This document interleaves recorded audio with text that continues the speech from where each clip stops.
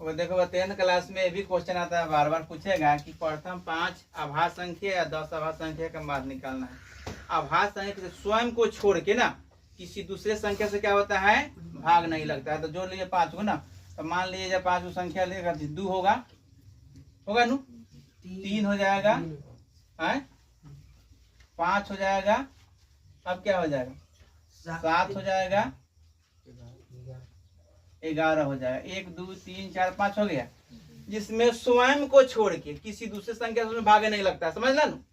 2 में लगेगा दूसरे संख्या से भाग, 3 में लगेगा, 5 में लगेगा, 7 में लगेगा, 11 नहीं लगेगा। अब मान निकाल दीजिए।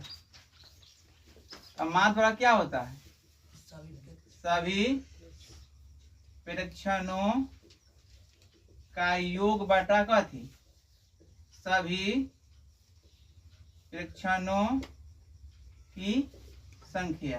तो 2 + 3 + 5 + 7 + 11 बटा कै गो, 5 होता है ना, जोड़ जाओ। 3 गो 2 गो, 3 गो 2 गो 5 गो, 5 गो 5 गो 10 गो 7 गो 17 गो 11 गो होता है 28 बटा 5।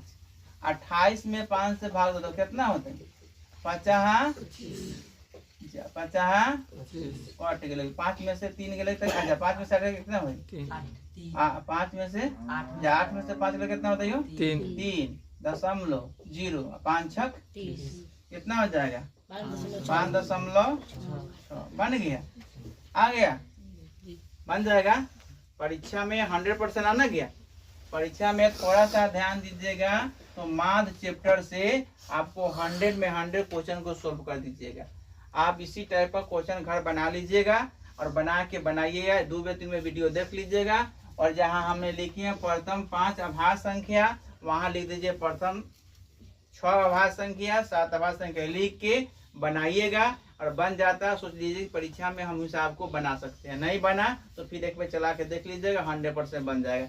याद कर लीजिए, आभास संख्या किसे कहते हैं, स्वयं को छोड़ के किसी दूसरे संख्या से भाग कभी नहीं लगता है, वही संख्या आभास संख्या है। भोजपुरी में समझ ला, फलनावा दूसरे संख्या से भाग ना, फलना आदमी बा तो उदाहरण दे लो कि फलना संख्या है ना, किसी दूसरे से भाग नहीं, फलना आदमी किसी दूसरे से नहीं बोलता है, समझ ला। उसी आधार पर सोच लिया कि यह दूसरी आभास संख्या है जो स्वयं को छोड़ के किसी दूसरे संख्या से भाग नहीं लगता है, वही आभास संख्या है। अब माध्य निकालना सूत्र आपको मालूम है ना, इस प्रकार बनाइएगा ना, 100% क्या होगा, परीक्षा में आप सफलता मिलेगी ना। और नहीं बनाइएगा कहाँ से मिलेगा। अब मैं सबसे इजी पेपर है, इसको अपने आप